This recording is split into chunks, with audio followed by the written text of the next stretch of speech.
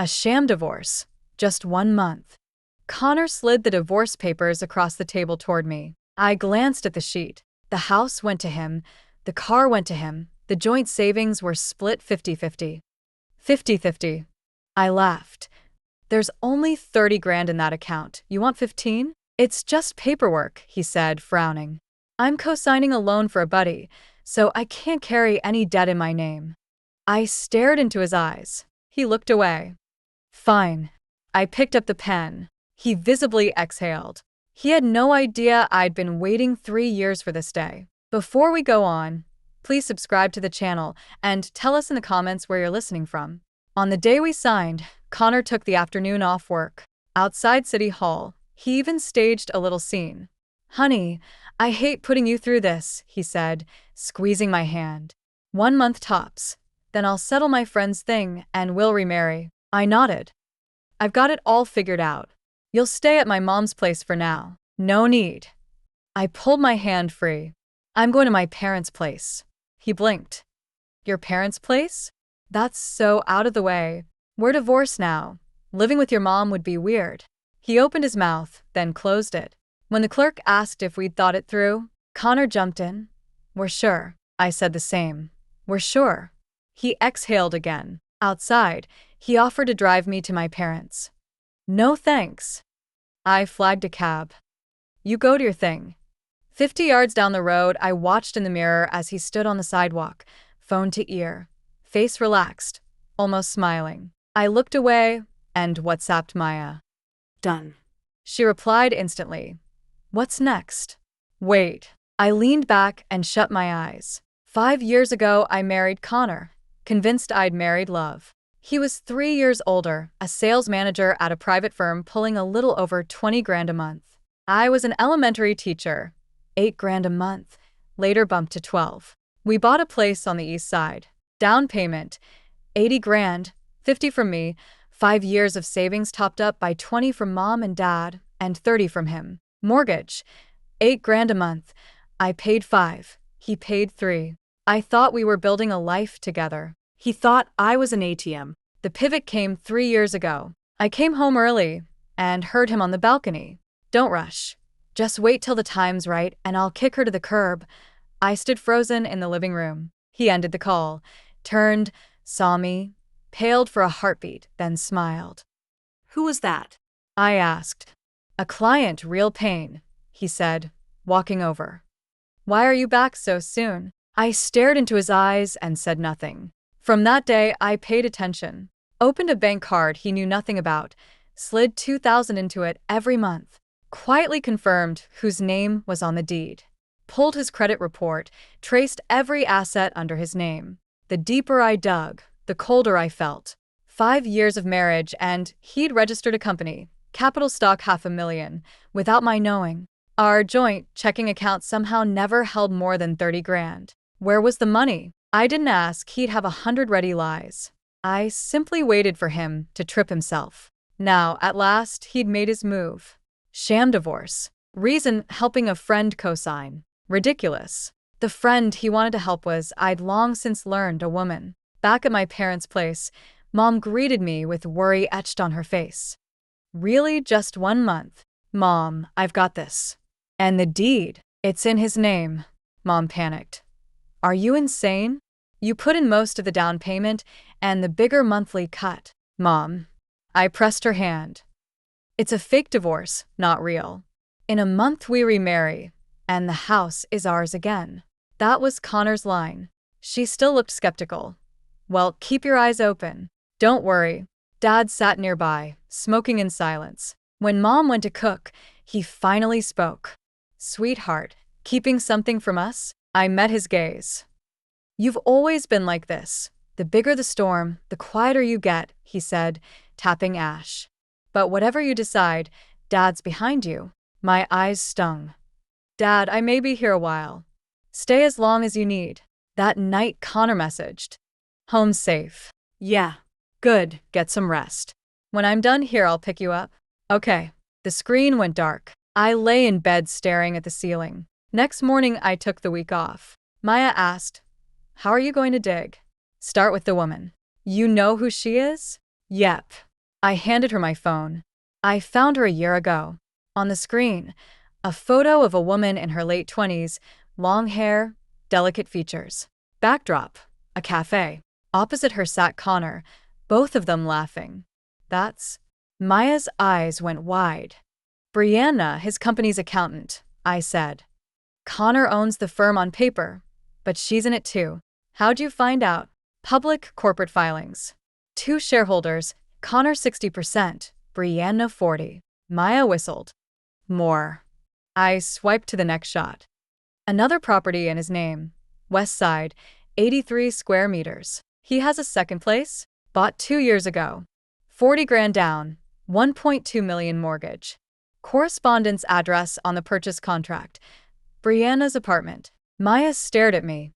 How long did all this take? Bit by bit, 3 years. She was quiet a moment.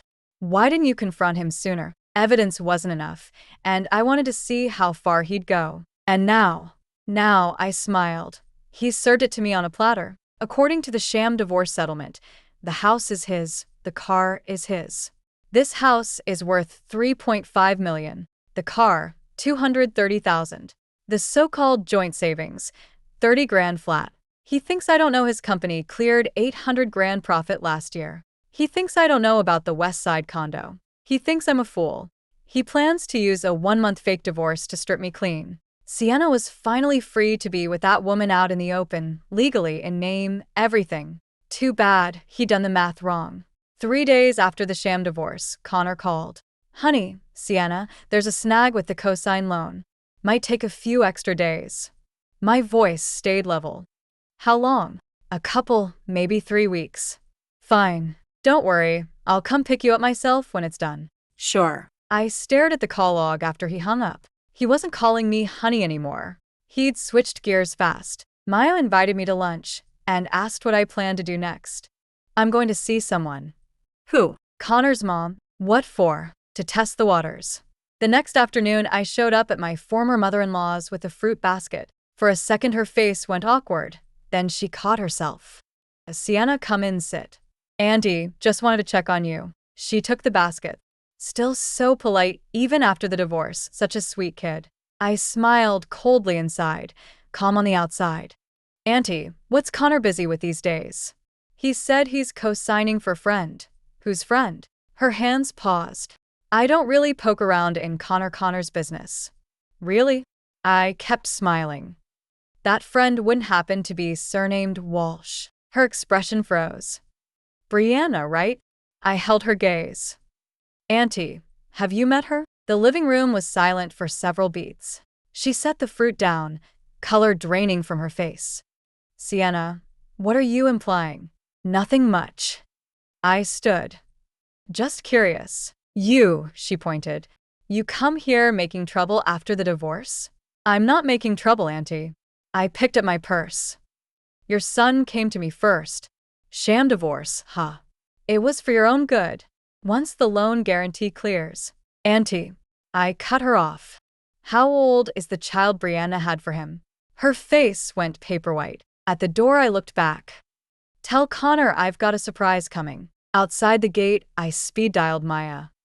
There's a kid, confirmed. How do you know? Her face. I inhaled. And that line Connor dropped 3 years ago. I'll kick her to the curb when the time is right. I finally get it. Maya went silent on the other end. The child must be a little over 2, I said. Timeline lines up perfectly. 3 years ago was when the pregnancy started. Sienna? It's fine. My voice stayed level. I braced myself long ago. But after I hung up, I squatted on the curb and cried hard. Not from heartbreak. From 3 years of bottled-up fury finally finding a crack to escape. Connor heard fast that I'd visited his mom. He rang, voice already off balance. Sienna, what were you doing at my mother's? Paying respects. Why bring up Brianna? I only asked who this buddy needing a cosign might be. Silence, stretched a few seconds. Sienna, what exactly do you want? Me? I laughed. I don't want a thing. You, Connor, what do you want? He slammed the line dead. That evening he materialized below my parents' building. Sienna, we need to talk. I came downstairs and faced him. Talk about what? You've dug something up, haven't you? His eyes dodged. What do you think? He licked his lips. Brianna, she's just a business partner. Don't get it wrong. Business partners. I nodded. And the West Side condo. Another joint project. His color drained. Also, your company cleared $830,000 profit last year. Your share was $600. Where's that money? He stepped back. How do you know? Connor. I stared. Did you take me for an idiot? He opened his mouth. Nothing emerged. The sham divorce papers. House to you. Car to you. 30 grand in joint savings split down the middle. I spaced each word. You meant to leave me destitute, so you and Brianna could step into the light, right? His mask finally cracked. Sienna, listen. I don't want to hear. I turned toward the entrance. Wait. He rushed after me. The divorce papers are signed. It's too late for take-backs. I stopped. Turned. Who says I want to take back? He froze. Connor, I signed those papers, and I don't regret it. I spoke slowly. I'm simply letting you know. What I'm holding is more than you imagine. What do you mean? Nothing much. I smiled. Reflect on what you've done these 5 years. Soon, expect my cease and desist letter. I walked inside, without looking back. His shouts followed. Sienna? Sienna, stop right there. I ignored him. As the security door clicked shut, I heard him kicking it from outside. Sienna, don't push me. My pulse drummed while I pressed the elevator button, but my hands stayed perfectly steady. The next week, I started collating evidence in earnest. Maya hooked me up with a divorce litigator. Attorney Zhang, mid-40s, razor sharp. I laid out everything I'd compiled over the years. She skimmed for half an hour, then looked up. Taylor, you've come armed. Can we win? First, tell me what you want. Number 1, the house. I want recognition of what I actually put into the down payment and the monthly mortgage. She nodded. Down payment was 800 grand. Yours 500, his 3. 5 years of mortgage totals 480,000. You paid 300, he paid 180. Your combined input, 800 grand. His 480. You're at 62.5%. Exactly. Second, the company he registered under his name. I said. Started after we married, built with community money. I want half. She flipped pages. $50,000 capital, $830,000 profit last year. You have documentation of the books. Here. I handed her a flash drive. The finances. Brianna handled the tax filing. She plugged it in, browsed, and raised an eyebrow. How did you get these? He's kept the same computer password 3 years running. Attorney Zhang smiled. What else? The West Side condo. I said, he bought it during the marriage, 400 grand down payment, and I want to trace the source of that money. If you can prove the down payment came out of marital funds, you can claim a share of the house, she told me. I can prove it, I said. 3 years ago, 2 large transfers moved from our joint account to his personal one, 200,000 the first time, 150 the second. He called it an investment. I didn't press him then. Do the dates line up with the purchase? Perfectly. The first was 2 months before closing, the second a week before. Attorney Zhang closed the file. Taylor, one more question. Go ahead. That Brianna, what exactly is she to him? I met her gaze. His mistress, I believe. Can you prove it? Yes. What kind of proof? They have a child. I drew a slow breath. 2.5 years old. Her face turned grave. Has a paternity test been done? Not yet. But I have family photos, Venmo transfers marked child support, and Brianna's own social posts. Those show closeness, not necessarily fatherhood. I know. That's why I need time. She weighed this.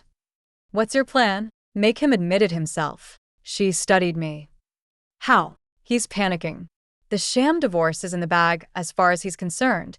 Then, out of nowhere, Sienna starts digging. He has no idea how much I have. He'll slip. Attorney Zhang nodded. What do you need from me? Wait for my call. Outside the firm, I WhatsApped Connor. Let's meet tomorrow, talk. He answered instantly. About what? Property division. The divorce papers are signed. Paper is paper. The law is the law. Think it over. No reply, but I knew he was rattled. We chose a coffee shop. He was already there when I arrived, unshaven, eyes hollow. Sienna, what the hell do you want? I sat. I want to know how you plan to settle. Settle what? The West condo, your company shares, and every dollar you siphoned out of our joint account these 5 years. His knuckles whitened around the cup. I earned that money, did you? I laughed. In 5 years of marriage, how much did you actually bring home? Silence. Let me add it up. You covered $3,000 of the mortgage, tossed in maybe $500 a year for utilities, never touched groceries, and I bought every birthday gift. Total contribution, under $300,000. So, your salary plus commission, at least $300 a year. 5 years, $1.5 million. Where'd it go? His color drained. 50 to incorporate your company, 400 down on the West Place, plus whatever you've slipped, Brianna. Shut your mouth. He slammed the table. Heads turned. I stayed calm. Why so jumpy? I haven't finished. His chest heaved. How much have you Venmo'd, Brianna? I checked. $8,000 every month for 3 years. That's pushing $300,000. Your idea of child support. His face went gray. How old is the boy? 2? 2.5. He stared, wild-eyed. What do you want? He rasped. Things you can't give, I said, rising. But anything I can legally take, I will. You're trying to destroy me? Are you worth the effort? I slung my purse over my shoulder. Think it over, Connor. Out-of-court settlement or let a judge decide. Just wait. He shot up. You think I'm scared of you? I only need the judge to believe me. Outside, I messaged Attorney Zhang. He's rattled, next phase. She replied, how's the Brianna hunt? In progress. I hailed a cab and gave the address. West, the condo Connor bought. I didn't enter the complex. Across the street, I claimed a cafe table, coffee in hand, and waited. A little after, for a young woman pushed a stroller out of the gate. Brianna, younger than her pictures, hair in a ponytail, dressed down. In the stroller, a 2-year-old boy bore a chilling resemblance to Connor. I raised my phone, snapped a few shots. She wheeled toward the nearby park. I shadowed her at a distance. On a bench, she offered the toddler crackers. I stepped closer. Hi. She looked up, instantly wary. Who are you? Sienna, Connor's ex-wife. Her face froze. What do you want? She angled herself between me and the child. Relax, no drama. I sat beside her. I just needed to see the woman my husband lied to for 5 years. She bit her lip, silent. I studied the boy. He's the spitting image. What are you after? Her voice shook. Only answers. Why would I give you any? Because you're a victim too. She blinked. Brianna, Connor promised he'd divorce me and marry you, right? Her eyes slid away. He said once the timing was perfect, he'd dump me, and you two could go public. Her silence confessed. The sham divorce, your brainstorm? Yes. Barely a whisper. He told you after the fake split the house and car would be solely his, then he'd remarry you. She nodded. I smiled. Then let me tell you something. Connor and I finalized the sham divorce, I told her. 3 days later, he ate 2 meals with another woman. Her face went white. What? One of his company's clients. Last name Lee. I pulled up a photo on my phone. Connor was in a restaurant, laughing with a woman in a blazer. I paid someone to tail him for a week, I said. He met her 3 times and even looked at houses with her. Brianna's hands were shaking. You're lying. Why would I lie? I slipped the phone back in my purse. Brianna, did you really think you were special? You thought he'd marry you the minute the papers were signed. He told me. What did he tell you? I stared at her. He's been promising to kick me to the curb for 3 years. Why the wait? He's holding out for a better option. Tears rolled down her cheeks. I stood up. Brianna, I don't hate you, I said. We're both victims of the same con. But there's something you need to ask yourself. What? Do you have anything on him? I held her gaze. If you do, keep it safe. You'll need it. I walked away. Behind me, the baby started to cry. Then her sobs joined in. I didn't look back. 3 days later, Brianna asked to meet. Same park. She came alone. No child in tow. Cameron, she called. I let the name slide. You were right, he's seeing someone else. She passed me her phone. It was a chat log. Connor with a contact labeled Little Sweetheart. My wife wants a sham divorce, so I played along. Once I move, the assets will be together for real. What about Brianna? Her? Just a springboard. The company needed her money and labor. Now it's stable, so she's served her purpose. My stomach turned. The man was even viler than I'd imagined. When was this? I asked. Last month. Brianna's eyes were red. I found the WhatsApp thread on his phone and secretly screenshot it. Do you know who Little Sweetheart is? Not exactly, but the number's registered to a female client in his company. I handed the phone back. Brianna, what do you want? She looked straight at me. I want him to pay. What kind of payback? I can testify, she said, voice shaking but steady. I'll swear to the cheating, the hidden assets, the lies. I also have the real company books. He asked me to keep 2 sets, one for the IRS, one that's genuine. You realize this could hurt you too. I know. She lowered her head. But I'm done being fooled. For 3 years, I carried his child, ran his office, and got nothing in return. What about the baby? I'll raise him alone. She lifted her chin, resolve flashing in her eyes. I don't want Connor's money. I want his name dragged through the dirt. I studied her for a long beat. All right, I said. We work together. She pushed a flash drive toward me. 3 years of real accounting, she said. Our chat records, wire transfers, and she hesitated. When he demanded a paternity test to be sure the child was his, I kept a copy of the lab report. A paternity test? He ordered it, worried the baby might not be his. Her laugh was brittle. Turns out Sienna is the father. I photocopied the file. I closed my fingers around the drive. My pulse hammered. This was the final puzzle piece. Brianna, I said, are you absolutely sure? Positive. She met my stare. Cameron, I know what I did was wrong and I deserve the mess I'm in, but he doesn't get to walk away spotless. I nodded. He won't. The cease and desist letter went out on Friday. Connor called Saturday morning. Sienna, are you out of your damn mind?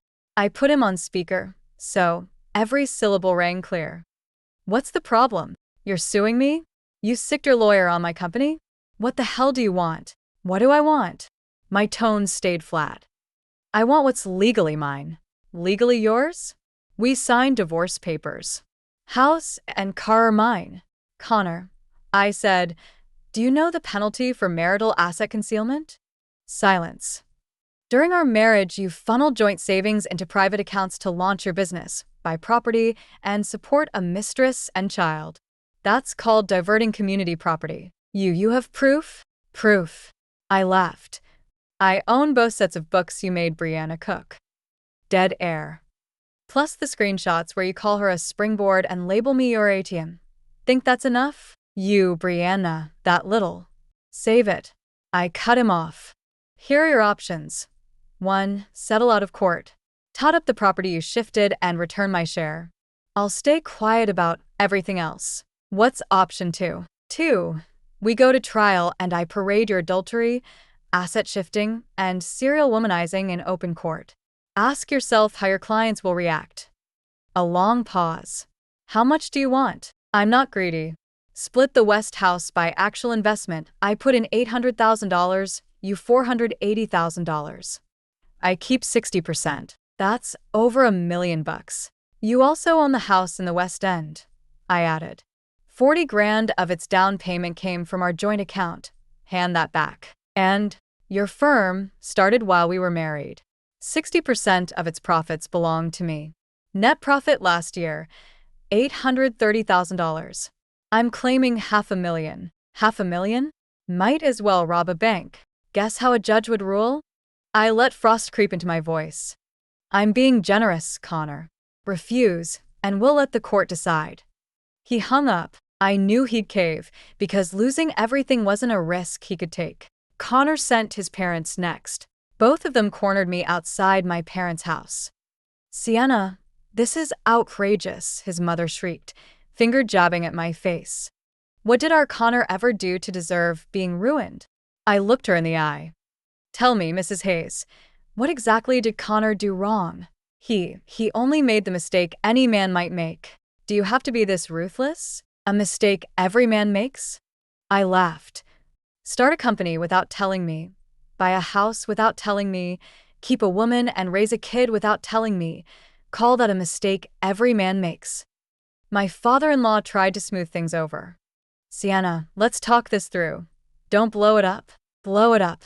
I looked at them. Who blew it up first? A sham divorce, so every dollar, every key, every tire would land in his name. Did you think I was stupid? My mother-in-law's face flushed crimson. That's because. Because what? I cut her off. Because you all knew about Brianna? Because you'd been waiting for me to disappear? She had no answer. "Annie," I said, "the last time I came to your house and asked about Brianna, you know exactly how you reacted. You knew her, you knew that child. You knew everything." Her face went white. "You're Connor's mom. I get that you side with him," I said. "But you had no right to help him con me." My father-in-law tugged her arm. "Let's go." "Go where?" She shook him off. "Sienna, if you don't settle today, this isn't over. Not over." I took my phone from my bag. "Auntie, how would you like it to end?" I tilted the screen toward her. It showed a ready-to-play audio file. "Last winter you called Connor and told him to dump me fast so Brianna could move in." I hit play. Her own voice spilled out. Connor, get it done with, Sienna. Brianna already gave you a son. You can't keep her waiting." Her face turned paper white. "Auntie." I slipped the phone back in my purse. Still want to decide how it ends. Her lips trembled. No words came. My father-in-law looked sick. "Let's go." He pulled her. "We're leaving." "You," she pointed at me. "Just wait." I watched them walk away without moving. My mom stepped out and took my hand. "Sweetheart, you okay?" "Fine," I said. Almost finished. The final mediation was held at the courthouse. Connor had hired counsel, but once his lawyer leafed through our evidence, the man's expression turned delicate. "Alex," attorney Sarah said, sliding the stack forward, "here's every dollar you moved while married. Take a look. Anything to add?" Connor's face was dark enough to drip. "And this." She produced another folder. "Brianna's affidavit. You courted her for capital, then tried to discard her once the company stabilized. She's lying." "Lying?" Zhang smiled. "Your own text. Her usefulness is about used up. Someone else write that." His lawyer whispered something. Connor clenched his jaw. "What do you want?" "It's all in the complaint," I said. "Split the house by contribution, return the hidden marital money, share the company's profits." "Never." "Connor." I met his stare. "Got another option?" His eyes bored into me. "Refuse the out-of-court settlement, and we go to trial," I said. "Every detail becomes public record. Clients, partners, everyone will know exactly who you are." His fists balled. "One more thing." I drew a document from my bag. "Brianna asked me to hand you this." He glanced at it, and the color left his cheeks. It was a civil complaint. Jordan was suing him for fraud of affection and funds, demanding he repay the $200,000 she had poured into the company plus emotional damages. "You two are ganging up on me." "Ganging up?" I stood. "Connor, you did this to yourself." I stepped closer. "You played me for 5 years, her for 3, and we're hunting a third," I said, looking straight at him. "Thought every woman was a fool." His mouth opened. Nothing came out. "Sign the mediation agreement or not." His hand shook. I sign." The pen nearly slipped as he wrote. Outside the courthouse, I lifted my face to the sky. 5 years. Finally over. 1 year later, I bought a modest 2-bedroom near my new school, 76 square meters, $40,000 down payment, $3,500 monthly payment. The deed carries one name, mine. My salary hit 15,000. Tutoring pushes it past 20. Life isn't cushy, but every cent is mine. On weekends, Maya drops by. Nice place. She scanned the living room. Perfect for one. Perfect. How's Connor? I handed her tea. Bankrupt. Her eyes lit up. Seriously? Lost Brianna's suit. Owes 280. Add what I clawed back. He's cash dry. Sold the West Side condo to pay debts. Company transferred away. And Brianna? Went home with the kid, I said. She visited before she left. Thanked me. Thanked you. Said without me she'd still be fooled. Maya shook her head. Crazy mess. Everyone walks their own road, I said. She had it rough too. What about you now? She studied me. Planning to stay single? Not thinking that far ahead. Anyone chasing you? I smiled and said nothing. After Maya left, I sat on the balcony alone. Sunset dyed the horizon orange. My phone buzzed. WhatsApp. Sender. Mr. Z. Free this weekend? New Hunan place. Want to try it together? I stared at the message, didn't answer right away. Outside, kids laughed in the courtyard below, clear as bells. 5 years ago, I'd pictured a scene like that, someone, a home, a child. Later, you learn some people just can't give you those things. The screen dimmed, then lit again. Mr. Z wrote, I'll wait for your answer. I typed, Sure, Morgan. Sent. Sienna switched off the phone and kept watching the sunset. There's plenty of road ahead. Take it slow. Thanks for listening to today's story. If you liked it, please like and share it with friends. We look forward to your thoughts in the comments. Feel free to share your views, and don't forget to subscribe for more great stories. See you next time.